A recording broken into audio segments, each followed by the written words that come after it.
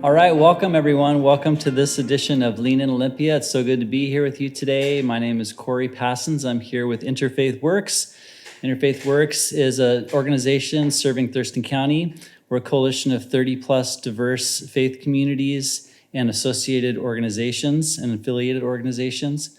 We're also one of the region's largest social service providers for vulnerable adults experiencing homelessness. This is Lean in Olympia. It's a bi-weekly podcast coming to you from Olympia, Washington. It features conversations at the crossroads of humanity, justice, and belief.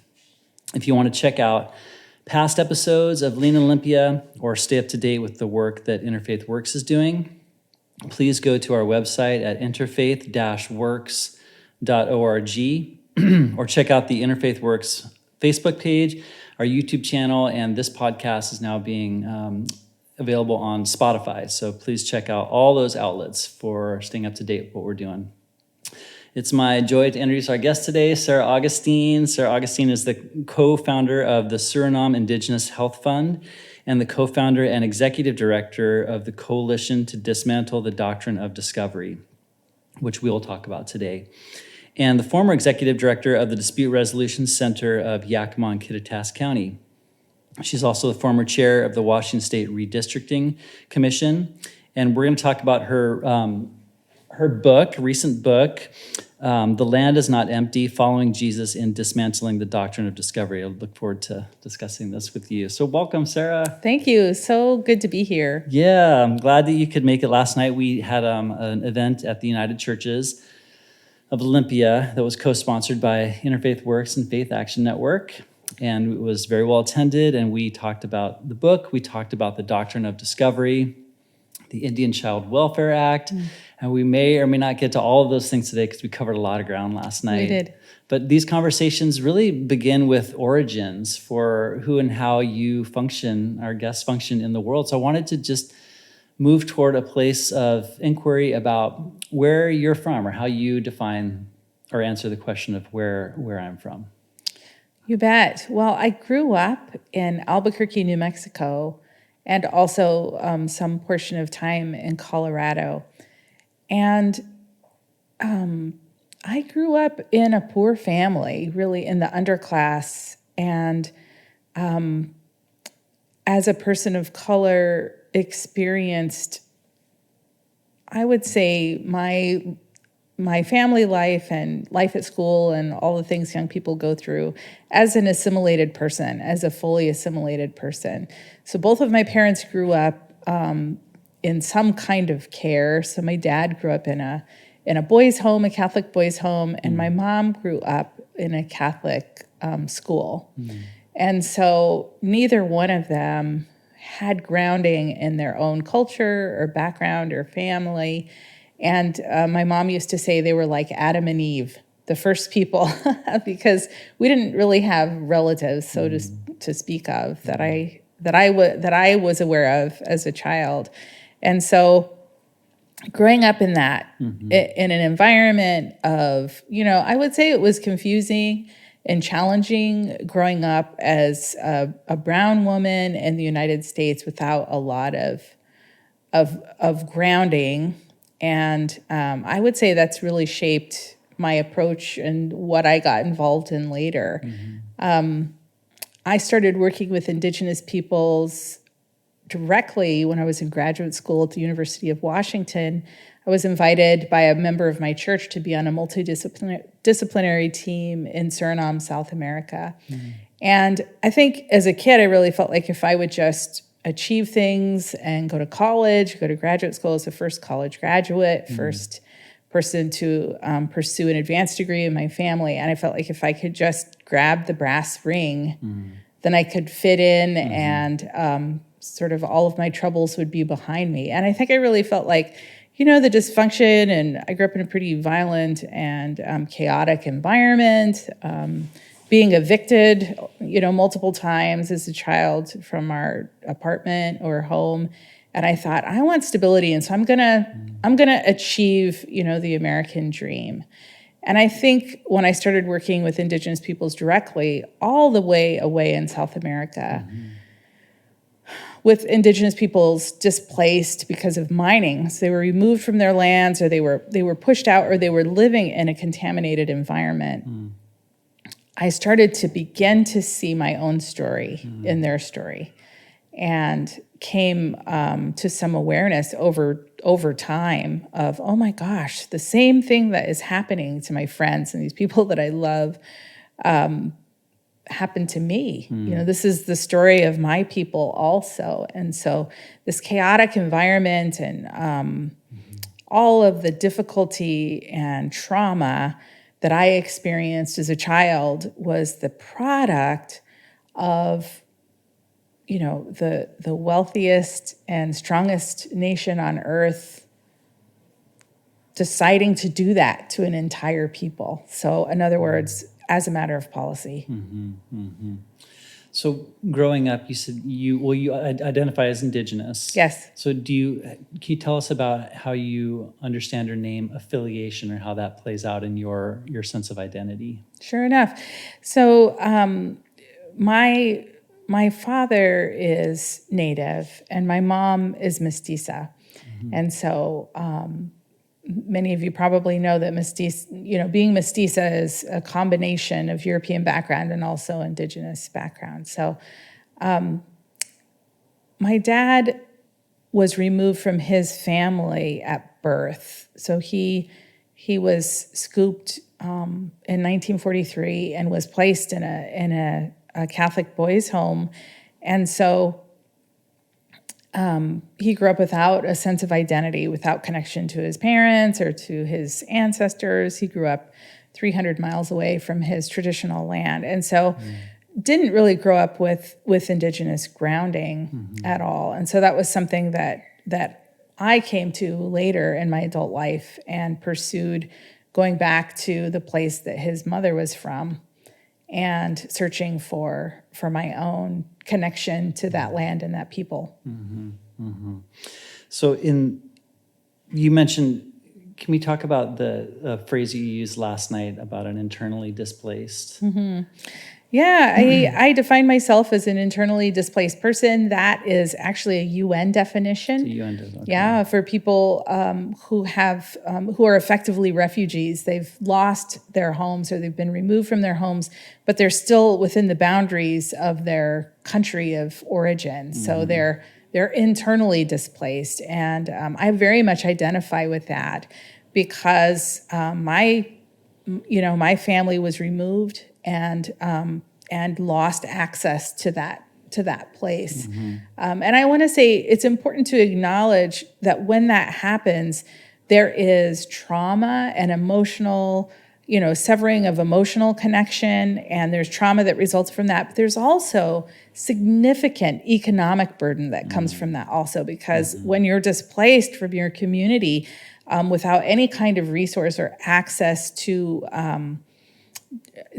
assets, it leads to things like homelessness. In the Native American population, there are a lot of people like me who were urbanized. There was actually a program at the federal level to urbanize Native people, to get them off reservations, put them on buses, sent them to cities with the promise of employment and education. This would have been in the 60s. And then they got there and there was nothing there. There was no one to receive them. And that is a very stark example of this process of removal and urbanization. Child removal is another very effective way of removing Indigenous peoples from their lands. And so what happens is that you are thrust into a position of poverty. There is no sort of accumulated wealth at the family level. And so, that is the condition many Indigenous peoples find themselves in. And so from my point of view, I have, as I, in my career, worked with the UN and at the international level, thought, yeah, that's a good definition. That is my, my experience and the experience of many Indigenous people in the United States and North America. I so appreciate you bringing these kinds of this term from a construct of the United Nations to a domestic usage. Because I think that sometimes we get so caught up in the paradigm, we can't have refugees because this is our country, right? Right. But you use that, and it brings a new lens to look at a history that's long and it's active, it's ongoing, these policy issues that we've talked about. As we start to move into policy, I just have a question as you were mentioning some of your upbringing. During those times of displacement, and you mentioned some of the harder times, were there people that were mentors or inspirations for you coming up that you still think about today or even access today, spiritually or personally? Oh gosh. Certainly,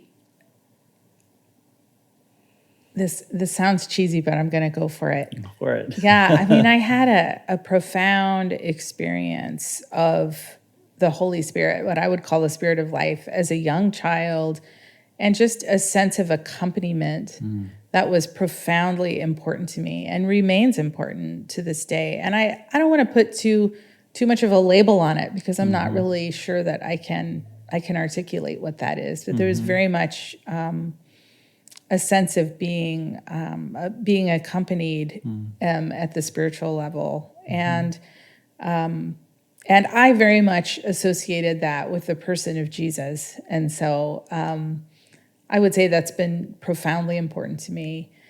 In terms of humans,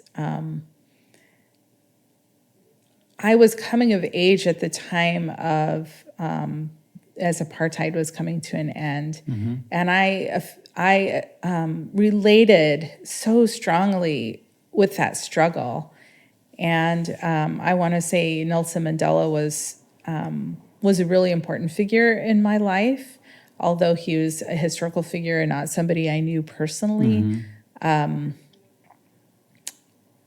It was when he passed, it was very hard for me because I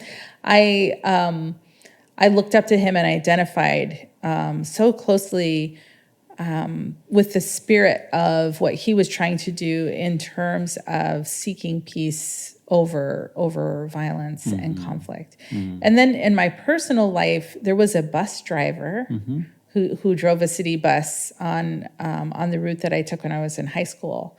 That was so kind to me, and that I shared with and spoke to. You know, one of the challenges of extreme poverty is also extreme isolation. Like it's when you're not able to be in a place for very long, or when there is shame or potentially, the fear of being separated because you're in extreme financial, conditions, and it's hard to make relationships. It's very isolating. But one person who was consistently there, at least throughout high school, was this bus driver who knew my name and said good morning. And over time, we got to know each other. Or rather, he got to know me and invested in just, I want to say, just acknowledging my humanity as a person. It's amazing to hear the reverberations of such, basic connection that have meaning over time. Thank you for sharing that and remembering them. Are there values that you carry from your upbringing that continue to resonate with you today? Yeah, I would say a primary value is a desire for peace and resolution. And there is no peace. There can be no peace without justice. And I think that commitment to uncovering peace through the difficult work of striving for justice has really been a driving force in my life. I happen to be a Mennonite by tradition, and I joined the Mennonite church as an adult. And, at times people will say that being a troublemaker is the opposite of being a peacemaker, but I don't really think that's true. I remember another really important historical event that happened in my life when I was a young person was the Tiananmen Square massacre. And I remember watching that live on TV and identifying also so strongly with the students in that movement and the overwhelming force that was used in opposition to them. And I thought, I am going to show up. I am not going to just observe and let things go by. I'm going to show up and really struggle for justice in a meaningful way, and not just write a poem about it or shake my head and say that's really sad. I'm going to show up and stand shoulder to shoulder. And so I don't know what you'd call that, Corey. I guess I would say justice is the only word that comes to mind. Yeah, For me. you used the metaphor of fire last night in your talk. Yeah. Well, that's amazing that you had that connection through the TV across essentially the globe and felt that, and it was a real connection that you had. Yep. I mean, I identified with just being left there, being in this extreme difficulty and being, the whole world is watching and there's no response, and I thought, no, I'm not going to do that. I'm going to show up. Well, let's talk about showing up, and I want to use your book as a way to talk about some of the ways that you've shown up. So again, the book is called The Land is Not Empty. The subtitle of the book is Following Jesus in Dismantling the Doctrine of Discovery. So there's a strong dialogue in the book about your own sense of identity and walking in a Christian peace tradition. And also being an Indigenous person. And I just want to say that the book is very accessible for people who have never read or studied what the Doctrine of Discovery is. So I recommend it as a resource tool for learning about that. It's also an amazing inroad into a person's lived experience through policies that have affected Indigenous people in this country. You've done an amazing job of sharing your story in a way that's accessible, but also emblematic of wider policies. And I just wanted to ask, so I want to thank you for writing the book. Yeah, it's been a help to myself. I've read it in book groups, and I just appreciate you taking the time to write it, because books are hard to write. And I just wanted to ask, what was it like to write the book? I mean, what was the journey like to, you did a lot of deep reflection on an interpersonal level, on a theological level, and on a policy level. What was the experience like going through all of those places? Yeah, so in the book, but I've said this many times too, I say studying the Doctrine of Discovery was like, it felt like being Frodo carrying the ring to Mordor. Just gets heavier and heavier with every step. It was, I really enjoy writing, and there was an aspect of it that is fulfilling, being able to pursue a process of inquiry and get to form some kind of conclusion. But it's also just challenging when the policy is laid out and the history is laid out, both sort of in a doctrinal sense in Christianity and theological sense, and then also in a historical policy sense. It's pretty dark. And so it did feel like it was a process of sort of going deeper into a dark and a sad place. Let's take a moment and just, I know this is an impossible task, but let's summarize the Doctrine of Discovery so that we can have a foundation to talk about some of the themes in the book. You bet, and I can make it quick. I know you're you're skilled at all levels of extrapolation on this. So yeah. So the Doctrine of Discovery is a current legal doctrine. So a legal doctrine is a paradigm for interpreting the law, and the Doctrine of Discovery is the current legal paradigm that the Supreme Court in this country uses to interpret the law as it pertains to land tenure for Indigenous peoples. And it is also a structure for creating policy. So it is the paradigm in our legal system today in the United States. Its origin story is that it came from the Christian church, the Holy Roman Church. At the time when Europeans developed the technology to move around the globe, the church created a body of international law called the Doctrine of Discovery that would dictate who would claim what, who would have access to what. And at that time, the church had an interest in European states not going to war over territory.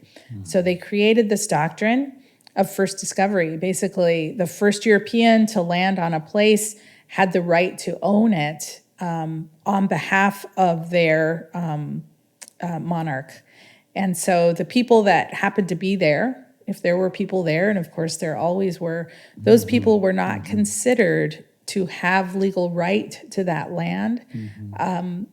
Only people who were ruled by a Christian monarch had the right. And so that term is terra nullius, this idea that the land is empty unless it is governed by a Christian prince. So the inherent humanity of Indigenous peoples was denied in that policy. And there's some more complexity to it, and I could go on about it, but essentially, the only people who had the right under this policy to own land or have sovereignty over land were Europeans. And what I think is really important, and what you do you and others do a great job of doing is sharing that this is current. Yes. Yeah, it began with papal bulls that you could say, well, that's so long ago, but they become concentrated and over time gain power through a sense of precedent, legal precedent, Right. where they're constantly cited again and again and again to the point where they become settled law, like you mentioned last night. Recently is 2006, wasn't it? With Ruth, 2005. 2005, yeah, where Ruth Bader Ginsburg was a justice who was citing the Doctrine of Discovery in the Supreme Court. So this is an active and ongoing set of legal precedent. And I think that for folks, it's really important to just begin an awareness journey. It's an edifice, like you said, it's a Mordor, it's a huge thing, but we have to begin by just learning about that it's here. Yeah, and it goes side by side with Christianity, because so much of it was drawn from the Christian story and justified by a specific interpretation of the Christian story. And so manifest destiny, which is in the United States, this understanding that this country had the God-given right to expand from one coast to the other, and that was the manifest will of God that would happen, is rooted in the Doctrine of Discovery. And also this idea of American exceptionalism, that in the world, the United States is exceptional in that it is a Christian country and it is ordained by God to have dominion over the earth. And all of that comes from the Doctrine of Discovery and is justified with Christian language. So this understanding that God has a covenant with the church in the way that God had a covenant with Israel in the Old Testament. And then Christ comes. With the coming of Christ, that covenant is switched to the body of Christ, the church. And so the church is emboldened to go out and gain dominion over all of the earth. Yeah, and we see that your work last night hopefully we can come to that in our conversation, shows how that continues today at a policy level, maybe with less of the impetus of, or maybe not, the church being directly behind it, and more of the impetus of the federal government seeking to have more autonomy and control over Indigenous peoples. So you've done a great job already of discussing how the church, how the Doctrine of Discovery originated in the church, which was Catholic at the time, the Catholic Church, pre-Reformation. What I'm curious about, and what you talk about in the book too, is the way that you, knowing all this history, the way that you hold and function in your identity also as a Christian person. You mentioned that less than 5% or roughly thereabouts of Indigenous peoples here in the United States identify or affiliate in that way. And so I'm curious if you could talk about that a little bit. Yeah, it's challenging. I would say there's a deep sense of suspicion identifying as a Christian in Indigenous communities at times, because there's such a long and painful history between the church and Indigenous peoples. And I want to say the church as an institution in the United States and across a variety of denominations, but sort of the church writ large, has been a partner to the federal government across a variety of policy eras, running boarding schools, participating in the adoption project, which happened in the 1960s and 70s, child removal especially, but in a variety of projects, especially related to economic development. So often missionaries are the vanguards of economic development as there's a process of trying to gain access to Indigenous lands in the project of economic development. It's often missionaries that are first, so people from the representatives from the church.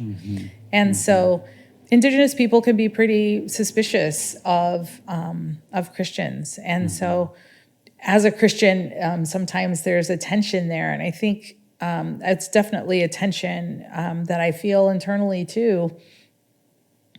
And yet I'm compelled by the mandate of Jesus, who Luke chapter 4 says, the Spirit of God is upon me because I am anointed to bring good news to the poor. And that message, freedom from oppression and release for the captives, and sight for the blind, and ushering in jubilee or a just reordering of human institutions is so profoundly true to me that I carry that with me inside me, and it's a motivation to seek the kingdom of God in this earth, to imagine it and build it. I think I'd so appreciate you naming the tension that is ongoing within the tradition. I think there's always always an energy of reform, wanting to work from within institutions, and that can be seen as disruptive by those who really value and maintain status quo. But it's inherent in the story you're talking about, the origin stories of Jesus as a teacher, and even in the older manuscripts that you're referencing too. So that constant ongoing tension in a spiritual tradition is really, it's indicative of health and renewal, but it is not always easy to sustain. Yeah, I appreciate that. In the book, so we're talking about colonization writ large with the Doctrine of Discovery, and there's a phrase that you use that it was hard to read it, but you name yourself in terms of being a bad Indian. Yeah, and I just like my heart kind of broke a little bit when I read that, and there's so much behind it, and I know that you're talking from your own experience, but I wondered if you would want to share how or why you would come to say that, and also you wrote a book, but when you hear the words, what happens when the words? Yeah.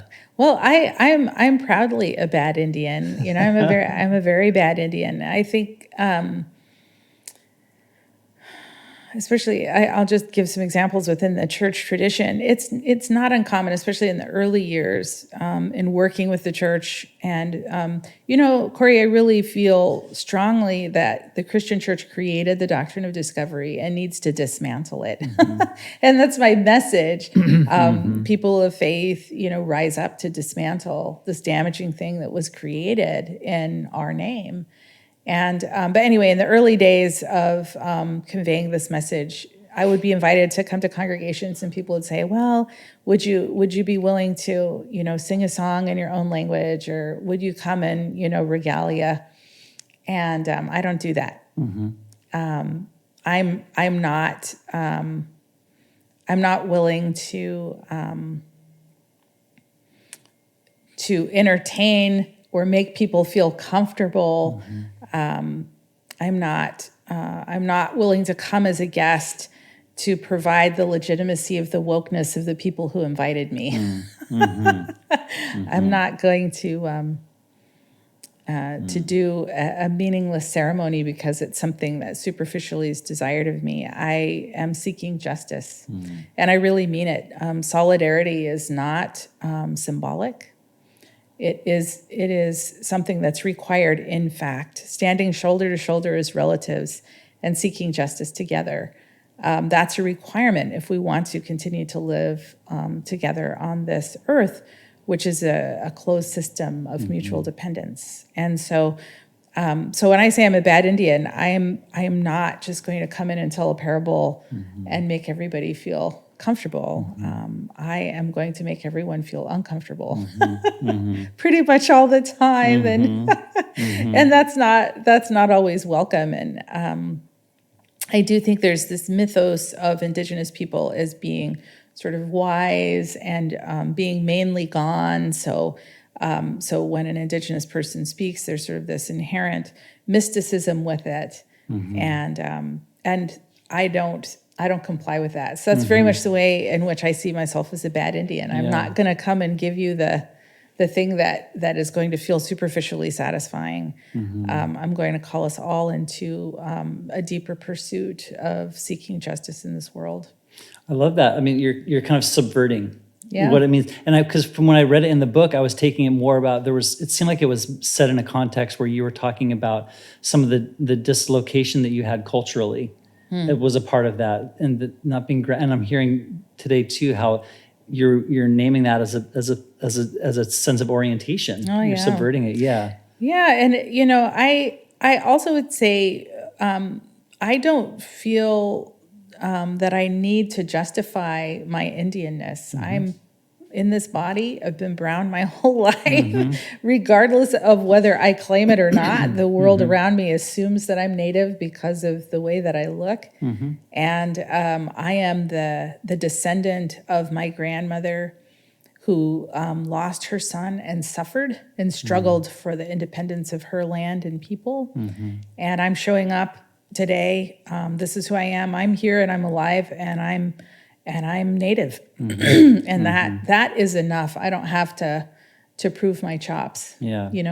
Yeah, and because just down the road, very near in that section of the book, you mentioned that one of the core relationships you have with life is defined by the word praise. Yeah. And right. that's a resonance with goodness outside that strikes something within. Right. Yeah, is the only way to praise. Yeah. And just an acknowledgement of life coursing through creation in every moment. That's right there, available to us all the time. All the time. The Spirit constantly present and available. So you briefly mentioned earlier about working with organizations, and the United Nations and other organizations. In the book, there's you talk about your work with the World Council of Churches. I'm wondering if you could share a little bit with us about what that work was, and then I'm really interested to process with you about the experience of some of the outcomes that happened with that. Sure. Yeah. So I read a book by Bob Miller, a person who became a good friend and colleague in 2007 or so. And that was my first introduction to the Doctrine of Discovery. It was reading Bob's book. And then I was working with Indigenous people in Suriname through Suriname Indigenous Health Fund, and we had taken some international delegations to Suriname, human rights delegations. And so a man called Doug Hostetter went on one of those delegations. So he was working at that time at the UN Church Center. So he was the national rep for the Mennonite Church USA to the UN. And he got an email that was forwarded to him saying, hey, who would like to participate in writing a statement for the World Council of Churches on the Doctrine of Discovery? So he forwarded it to me. It was forwarded to him. So twice forwarded to me. And I got this email and thought, oh, yeah, I've heard of that. I would participate in that. So I wrote back to the original person who sent out the email. Her name was Maria Chavez. She was at the Indigenous desk for the World Council of Churches. She sent out an email to all of the member churches of the World Council of Churches, more than 350 denominations. Denominations, not churches. Not but not individual congregations, they're denominations. So, thousands. thousands of actual churches, 350 denominations that are members. And she got one email response from me. And so she said, well, I wonder if you'd write the statement. And I said, I don't feel qualified. And how about we have a conference? We can invite a bunch of theologians. And she said, that sounds expensive and difficult. Why don't you just write it? So I thought, oh my gosh, I can't write this thing.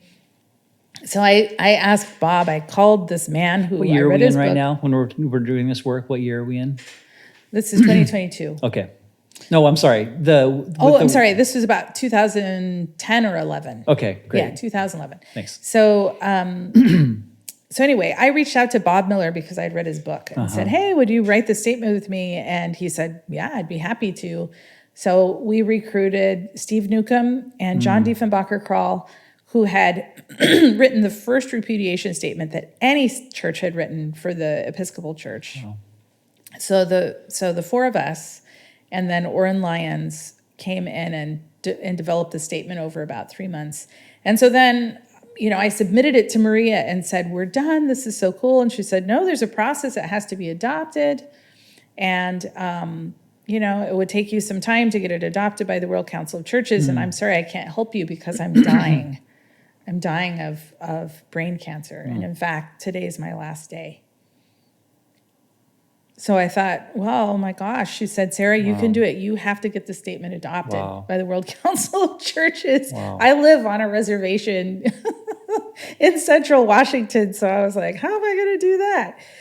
But I did, I reached out to a bunch of people. We did cold calling, and a network of people from my own tradition, Mennonites, started working on this, trying to basically lobby people within the World Council of Churches to adopt the statement. And it took time. It was challenging. Eventually, it was adopted. We presented it at the UN Permanent Forum on Indigenous Issues. I did that together with the presiding bishop of the Episcopal Church at the time, Bishop Jefford Shorey. And then it was like, we did this. This is so great. This is adopted by the World Council of Churches. And so I went to the World Council of Churches and said, now what? And they said, oh, we'll put it on our website. So we're talking 2 years of work. I thought, I'm doing this because I'm struggling for the rights of Indigenous peoples, my own people, and these Indigenous rainforest people who have been displaced from their lands and who are dying as a result of large and small-scale mining in their region. Their bodies are contaminated. Children are born with serious disabilities. There's no access to health care. This just horrible thing is going on. And I don't feel satisfied that you're going to put it on your website. Like, that's not enough for me. We need program and institutions to stand up and start calling powers to account. And so I went to the World Council of Churches General Assembly. I spent time organizing Indigenous delegates and other Indigenous people from around the world to confront the World Council of Churches and demand program and staffing. And we did that with, I would say, mixed success. Ultimately, it felt that, so that was in 2013 when we went to the General Assembly and really confronted the World Council of Churches with needing to do this, not symbolically, but in fact. And they provided an opportunity for us to create a network, which we did, a global Indigenous Peoples network, and then essentially didn't fund the work. So it just, I'm thankful for many of the contacts I made during that work, but the institution itself was not ready to engage in that in a real way. And so, yeah, it was challenging. Yeah, when I was reading that section, I was painful to see when they posted it on the website and to give that kind of just very cursory, recognition, but there was no sense of obligation. There was no sacrifice, essentially. Yeah. Well, I appreciate you putting it that way. I think that's right. And Meanwhile, I had met with Indigenous leaders from all over the world, met with and formed relationships with, and we were in the struggle together. People from Papua and the Philippines, and certainly South America, Guatemala, and Mexico, and North America, Canada, and the United States, and India, the Naga people. I had met and formed friendships with the Sami of the far north. And we all had the same story: removal that's going on now, contamination, resource extraction, all in the name of economic development. And I just really felt that I can't unknow this information. Yeah. I know this isn't just me. It's not just this small group of rainforest people I've been struggling with for all these years. This is a worldwide issue, and we need the church to take it up. So the World Council of Churches essentially is like commissioning you to do this work. A fire is being lighted, and then you bring the fire back, and they won't have accountability for what they've empowered you to go and experience. Because, Sarah, what you shared last night is when you go meet with these people, these aren't just like social visits. You're carrying that ring, that metaphor, the weight, you're carrying that. When you meet these people, you're taking this burden onto yourself of their story. The story has a weight to it that you're holding. Yes. And these are real people. I mean, I've been working in Suriname now for almost 2 decades, 19 years. And you watch people, people that were babies that I held in my arms are now adults, have becoming parents themselves, struggling with the same issues that were going on when they were babies. It's not abstract. It's real and concrete. And it has to be addressed. We can't just let it go by. I mean, these are human beings.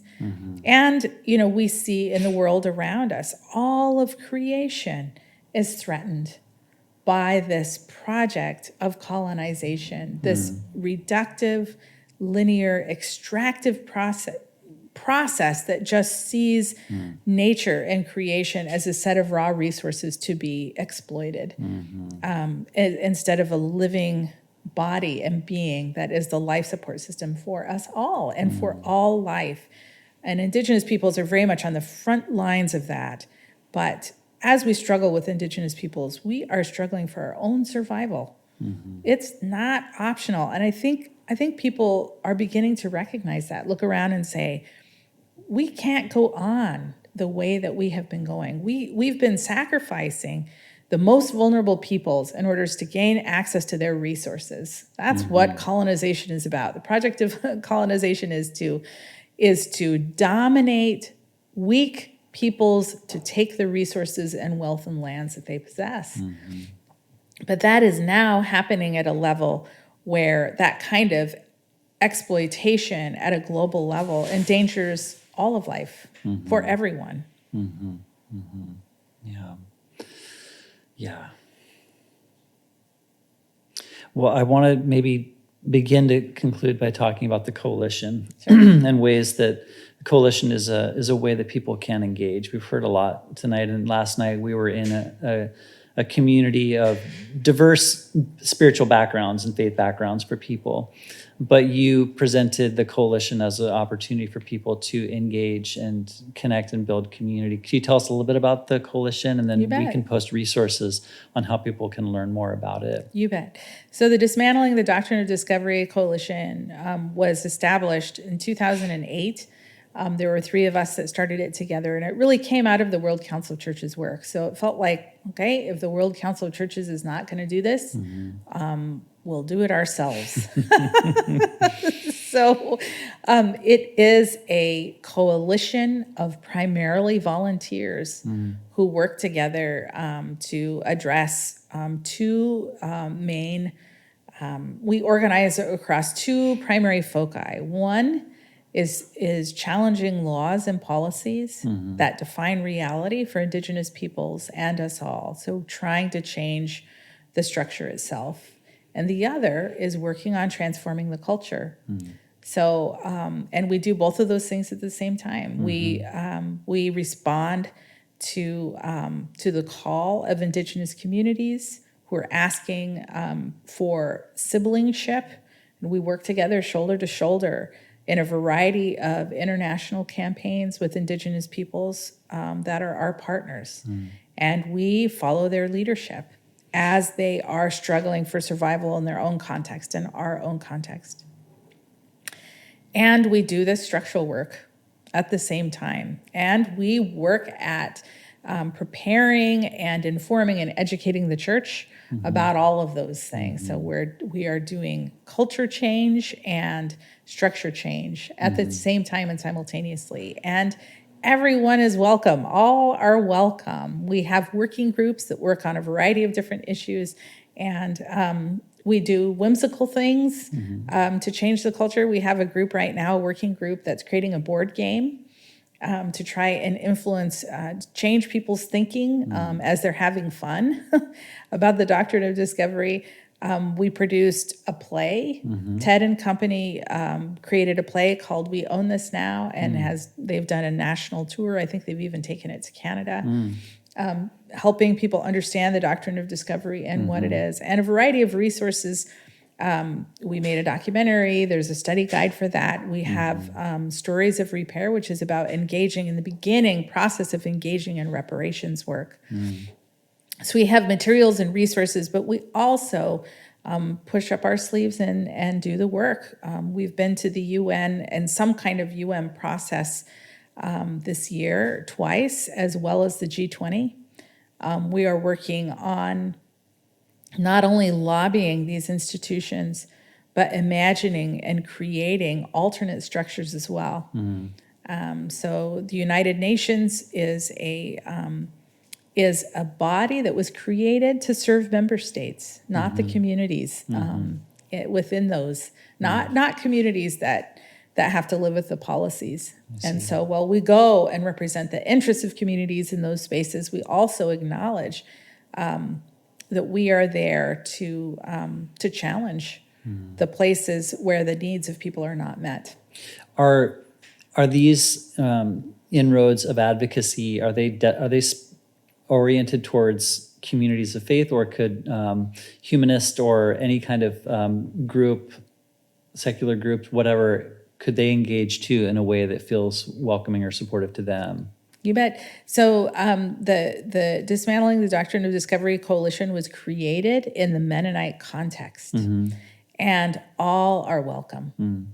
So while some materials, especially the materials that were created, are faith-based and talk about a faith orientation, there are also elements of our mission that have a faith orientation because they talk about the spirit of life and being committed to peacemaking as a result of that.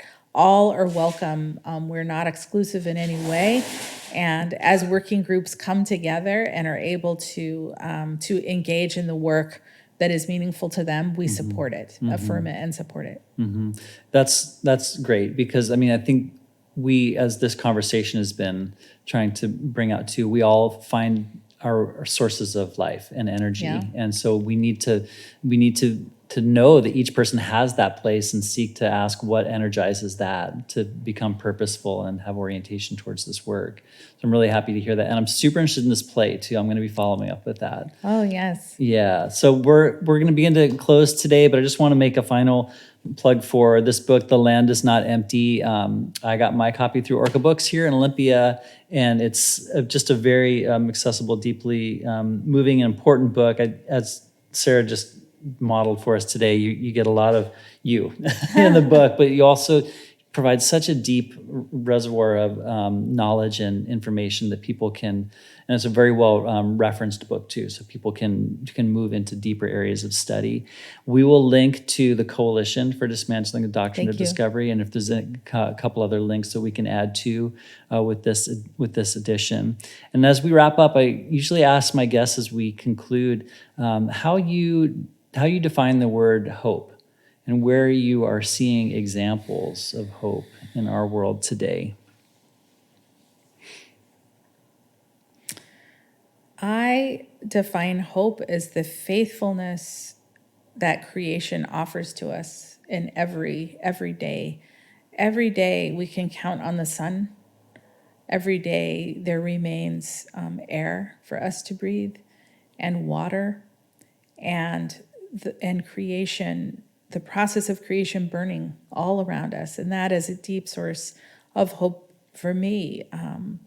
When I'm feeling down, just putting my feet on the ground, going outside and being able to feel that presence, even in the ground, is a source of great hope that regardless of what we believe or what we do, the seasons continue to come in a cycle, and the pollinators continue to pollinate, and the soil continues to provide life to us. And it's our responsibility to ensure that that process can go on. It's not free, but it is faithful.